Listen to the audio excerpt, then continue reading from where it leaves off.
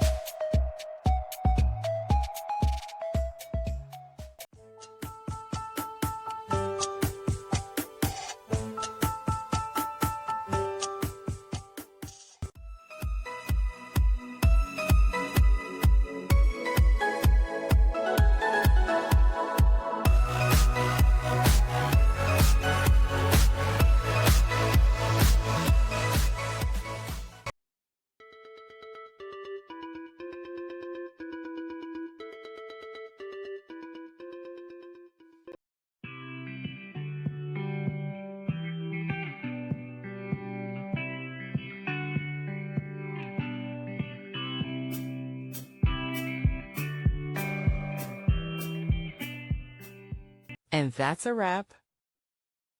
I hope you found the answer you were looking for. If you did, take a second to hit that subscribe button. It really helps out. And let me know in the comments which solution worked best for you. See you next time in the debug zone.